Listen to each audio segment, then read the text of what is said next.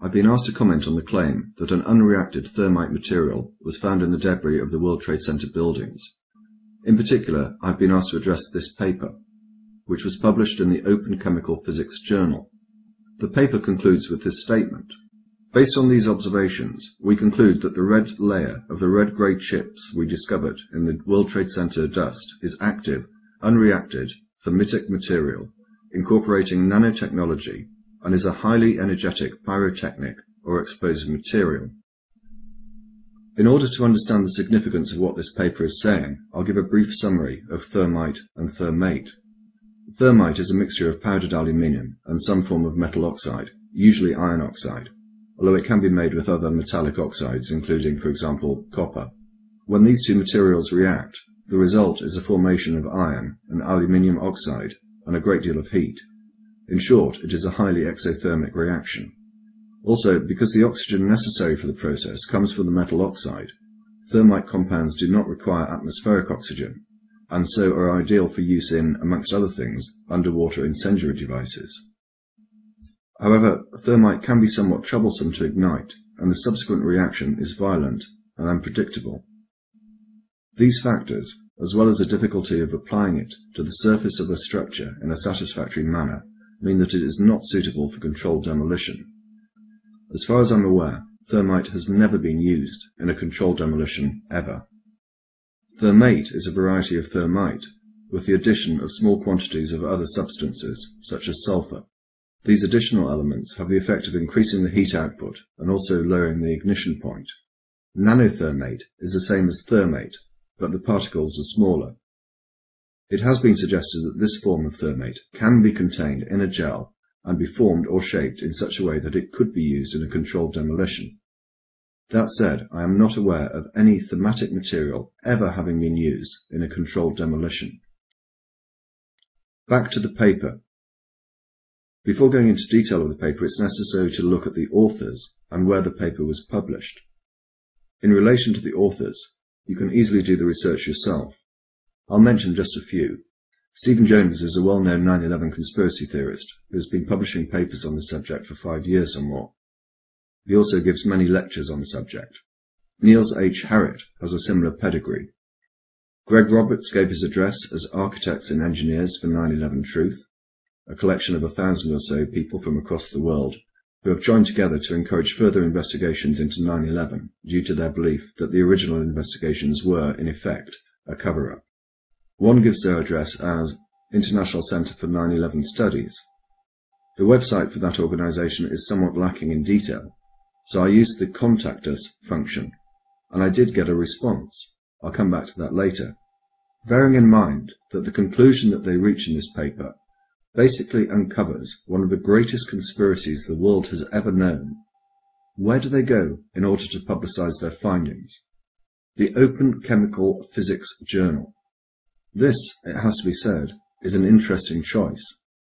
And by interesting, I mean not only are the contents of the paper not appropriate for a journal purporting to cover that topic, but I also mean it in a totally and deliberately sarcastic way.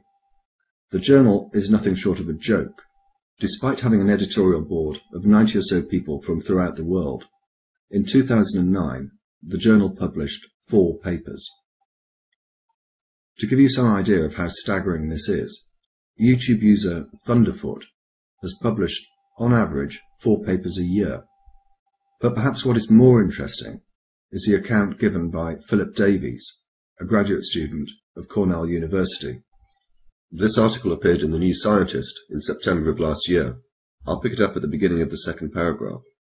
Earlier this year, Davies started receiving unsolicited emails from Bentham Science Publishers, which publishes more than 200 open-access journals, which turn the conventional business model of academic publishing on its head by charging publication fees to the authors of research papers and then making the content available for free. As the emails stacked up, Davies was not only encouraged to submit papers, but was also invited to serve on the editorial board of some of Bentham's journals, for which he was told he'd be allowed to publish 1 free article each year. I received solicitations for journals for which I had no subject expertise at all, says Davies. It really painted a picture of vanity publishing. So Davies teamed up with Kent Anderson, a member of the publishing team, at the New England Journal of Medicine to put Bentham's editorial standards to the test. The pair turned to SCI-Gen, a program that generates nonsensical computer science papers, and submitted the resulting paper to the Open Information Science Journal, published by Bentham. The paper, entitled Deconstructing Access Points, made no sense whatsoever, as this sample reveals. In this section, we discuss existing research into black-red trees, vacuum tubes, and courseware. On a similar note, recent work by Takahashi suggests a methodology for providing robust modulates, but does not offer an implementation. Davis and Anderson, writing under the nom de plume David Phillips and Andrew Kent, also dropped a hefty hint of the hoax by giving their institutional affiliation as a Centre for Research in Applied Phonology, or CRAP. Yet 4 months after the article was submitted, David Phillips received an email from Sana Mokharam, Bentham's assistant manager of publishing. This is to inform you that your submitted article has been accepted for publication after peer reviewing process, the name of the publication. I would be highly grateful to you if you could please fill and sign the attached fee form and covering letter and send them back to me via email as soon as possible to avoid further delay in publication. The publication fee was $800 to be sent to a P.O. box in the United Arab Emirates. Having made his point, Davis withdrew the paper. I failed to mention earlier that Kevin Ryan and Frank Legg are joint editors, along with Stephen Jones, of the Journal for 9/11 Studies. So far, we have a collection of authors who appear to have a bias.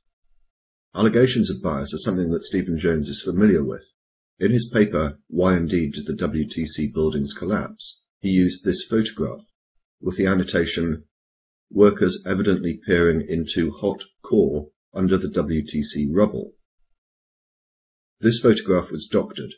This is the original, and the glow that you actually see is from a portable light used by the workmen as they searched through the rubble.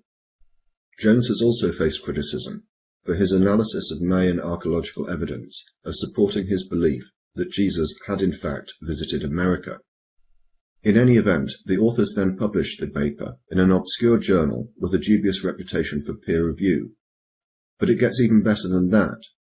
The paper was published without the editor's knowledge. I've not been able to find out exactly how this happened, but it is clear that as a result of this paper's publication, the editor, Marie-Paul Pellini, resigned. A fuller record of the statements that she has made in relation to this matter are linked in the description. I'll just rely on these. They have printed the article without my permission, so when you wrote to me I did not know that the article had appeared. I cannot accept this, and therefore I have written to Bentham that I have resigned from all activities with them. She continued, I cannot accept that this topic is published in my journal. The article has nothing to do with physical chemistry or chemical physics, and I could well believe that there is a political viewpoint behind its publication. If anyone had asked me, I would say that the article should never have been published in this journal, period. As I indicated earlier, I contacted the International Centre for 9/11 Studies, and I received a response. My initial question related to this ambiguous statement on the website. Specifically, I asked who the director and members of staff were. I received a response from James Gawley, one of the authors of the paper, indicating that he was director. He then asked how he could help. I replied by asking about the paper, and again he responded and asked if I had any specific questions. I sent him a list of 7. For the purposes of this video, only a few are important. I asked him whether the paper had been peer-reviewed. His response was, it was peer-reviewed by, if I remember correctly, 2 reviewers chosen by the journal editors. I don't recall if I ever found out who did the review, or who it was if I did. I asked about the editor's resignation. His response was, I didn't follow the resignation episode very well. I think I recall something about her saying something like, she didn't feel qualified to give her opinion on the paper's technical merits, which was a nonsense. But what is of more importance is this. I don't know whether the people who rely upon this paper as evidence of the use of thermite or thermate actually know what the paper says. Here is a response I received from James Gawley when I touched upon the subject. Firstly, we don't know whether nanothermite was used to bring the towers down.